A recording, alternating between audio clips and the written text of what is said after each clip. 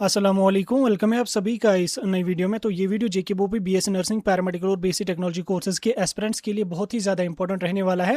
आप सभी जानते हैं कि परसों जेके बोपी की तरफ से आपके सेकंड राउंड काउंसलिंग का जो शेड्यूल है उसको यहाँ पर रिलीज़ किया गया। आप लोगों का जो सेकंड राउंड का काउंसलिंग का प्रोसीजर है वो यहाँ पर चल रहा है।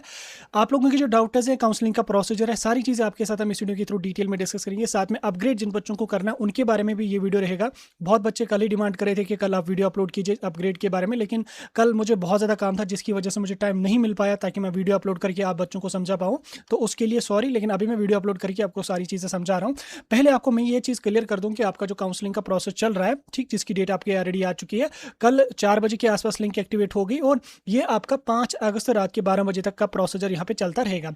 इसमें अगर आपको राउंड 1 में सीट मिली है तो भी आप एलिजिबल हैं, नहीं मिली है राउंड 1 में तो भी आप एलिजिबल हैं। आपने राउंड 1 में रजिस्ट्रेशन करी है, स्टिल आप एलिजिबल है। और अगर आपने राउंड 1 में रजिस्ट्रेशन नहीं करी है, स्टिल आप फ्रेश रजिस्ट्रेशन करके प्रोसीड कर सकते हैं। इनकी जितने भी बच्चों ने बीएससी नर्सिंग जेके बोपी पैरामेडिकल का एग्जाम दिया है वो सभी बच्चे इसमें एलिजिबल हैं। देखो, अब देखो यहाँ पे बहुत सारे बच्चे ऐसे हैं जिन्होंने राउंड 1 में तो पार्टिसिपेट करा ही है, लेकिन उनको अपनी पसंद का कॉलेज नहीं मिला, उन्होंने एडमिशन भी करा है। तो उस कंडीशन में आप अपग्रेड के लिए जा सकते हैं।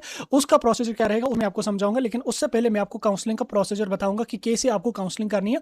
काउंसलिंग करने के लिए आपको सिंपली जेके बोपी की वेबसाइट पे आना है। आने के बाद नीचे अपने मोबाइल फोन, लैपटॉप, पीसी से कर सकते हैं, कोई इशू उसमें नहीं। नीचे आना है, नीचे आने के बाद online registration, sorry online application, और दूसरा ई काउंसलिंग। ई काउंसलिंग में आपके पास दो ऑप्शन है, एक बीएससी नर्सिंग पैरामेडिकल टेक्नोलॉजी और उसके बाद paramedical diploma 12th base GNM ANM. ठीक, हमें बीएससी नर्सिंग की करनी है तो हम यहाँ पे बीएससी नर्सिंग के सामने अप्लाई नाउ वाला जो है इस पर क्लिक करेंगे और यहाँ पे हमें डेट देखने को मिल रही होगी 3 अगस्त से लेकर 5 अगस्त तक यहाँ पे प्रोसीजर चलेगा। अगर आपने राउंड 1 में रजिस्ट्रेशन ही नहीं करी है तो आपको क्या काम कर लेना है, साइन अप वाले ऑप्शन पे क्लिक करना है। साइन अप वाले ऑप्शन पे क्लिक करते यहाँ पे अपनी डिटेल्स को फिल करना है। फिल करने के बाद आपको फी पेमेंट करके प्रेफरेंसेस अपनी डालनी है। जो मैंने राउंड 1 का वीडियो डाला है आप उस वीडियो को देख के प्रोसीजर फॉलो कर लेना। सारी चीज़ें मैंने उसमें ऑलरेडी समझा दी, आपको सेम वही स्टेप्स यहाँ पे दोबारा करने पड़ेंगे। अब अगर आपने राउंड 1 में रजिस्ट्रेशन कर रही है, फी पेमेंट करी है या आपने प्रेफरेंसेस रखी है या नहीं रखी, कोई इशू नहीं है। अगर आपने राउंड 1 में रजिस्ट्रेशन करी है तो आपको क्या काम कर लेना, आपको साइन अप दोबारा से नहीं करना है। ठीक, आपने राउंड 1 में सारी चीज़ें कर रखी हैं, आपको सिंपली यहाँ पे लॉग इन वाले ऑप्शन पे क्लिक करना है। लॉग इन वाले ऑप्शन पे क्लिक करेंगे, यहाँ पे अपना यूजर नेम डालेंगे।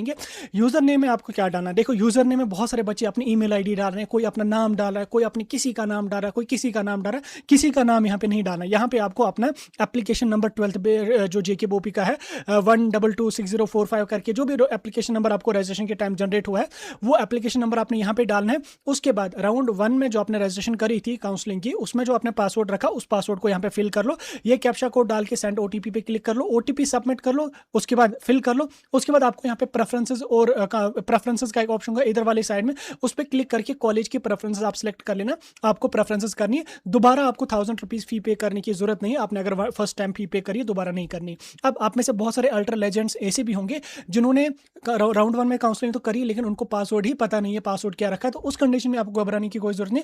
आपको नीचे आना, नीचे आने के बाद यहाँ पे can not access to your account वाले ऑप्शन पे क्लिक करना है। यहाँ पे इस वाले ऑप्शन पे जो है आप क्लिक करेंगे तो यहाँ पे आपको बोपी का एप्लीकेशन नंबर अपना डालना है 1226045 वाला।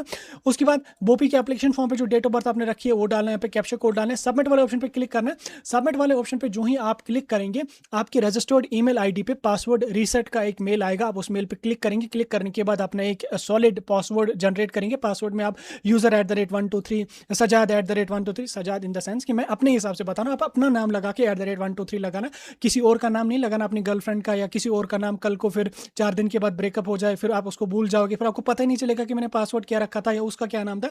इसलिए कोई ऐसा नाम रखना जो आपको, पासवर्ड ऐसा रखना जो आपको याद रहे कल को जब आपकी सिलेक्शन हो जाएगी राउंड 2 में, सो दैट कि आपको जब अलॉटमेंट लेटर डाउनलोड करनी है उस टाइम आपको लॉग इन करना पड़ेगा। इसलिए अपना नाम लगा के @123, नहीं तो user@123 लगाना, वो पासवर्ड आपको याद रहेगा। ठीक, आपने पासवर्ड अपना रीसेट करा, आइए वापस लॉगिन वाली टैब पे यूजर नेम में अपना एप्लीकेशन नंबर डालिए, उसके बाद पासवर्ड डालिए, उसके बाद सेंड ओटीपी पे क्लिक करके सारा procedure as it is follow करना है और आपका यहाँ पे काउंसलिंग इस तरीके से हो जाएगी। ठीक, अगर आपने पहली बार 1000 रुपीज पे करा है, दोबारा आपको 1000 रुपीज फी पे करने की कोई भी जरूरत नहीं। आपको सिंपली प्रोसीड करना है और चॉइसेस अपनी फिल करनी है, दैट्स इट बस। अगर आपने राउंड 1 में आधी रजिस्ट्रेशन कर रखी है, लाइक राउंड 1 में आपने रजिस्ट्रेशन करी है लेकिन फी पेमेंट नहीं करी है, स्टिल आप लॉग इन करके उस फी पेमेंट को करके फर्दर का प्रोसेस यहाँ पे करेंगे। ठीक, ये तो रहा आपका काउंसलिंग का प्रोसीजर। अब मैं आपको थोड़ा सा अपग्रेड के प्रोसीजर पे बताऊंगा।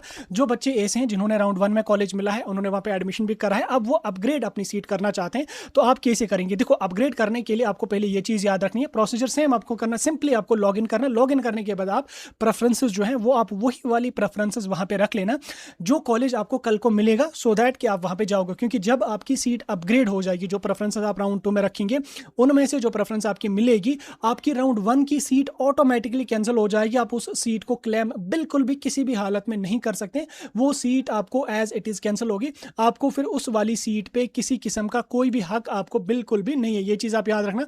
इसलिए राउंड 2 में उन्हीं कॉलेजेस को प्रेफरेंस आप दे देना जिन कॉलेजेस में जाने का आपको इंटरेस्ट हो, और जिन कॉलेजेस में से अगर आपकी सीट मिल जाती है तो आप वहां पे जाके अपना एडमिशन वगैरह जो वो कर लेंगे। ऐसा ना हो कि आपने वो कॉलेज रखा जिसमें आपको जाना ही नहीं है, उसके बाद आपको फिर जब वो सीट मिल गई फिर आप बोलोगे नहीं ये तो मैंने ऐसे वो रखा था, ऐसे गलती से रखा था। जैसे बहुत सारे बच्चे मुझे राउंड 1 में बोल रहे थे कि भैया नहीं वो एक्चुअली मुझे वहां जाना नहीं था, बेसिकली मैंने ऐसे वो प्रेफरेंस रखी थी, फिर वैसा हो गया उसमें, फिर मुझे ऐसे ये सीट मिली, अब मुझे जाना नहीं। अब उस बच्चे ने तो वो सीट भी ज़ाया कर ली, क्योंकि जैसे मैंने देखा राउंड 1 में मैक्सिमम सीट्स वैकेंट रही हैं, प्राइवेट में मैक्सिमम सीट्स वैकेंट रही हैं, गवर्नमेंट में बहुत सारी सीट्स वैकेंट रही हैं, इसी गलती की वजह से। आपको जिस कॉलेज में जाना ही नहीं होता, आपका कोई इंटरेस्ट ही नहीं होता है, आपको जिस कोर्स में कोई इंटरेस्ट होता ही नहीं है, तो आप उसको भी वहां पे रख लेते हो, तो वो बच्चे वो अपने साथ साथ आप बाकी बच्चों का भी नुकसान करते हो। इसलिए मेरी रिक्वेस्ट आप बच्चों से रहेगी, आप प्रेफरेंसेस वही रखना जो कॉलेज आपको मिले, सो दैट कि आप उसमें जाके अपना एडमिशन वगैरह यहाँ पे करेंगे। और खासकर अपग्रेड वाले जो बच्चे हमारे हैं, वो उन्हीं प्रेफरेंसेस को स्ट्रिक्टली फिल करना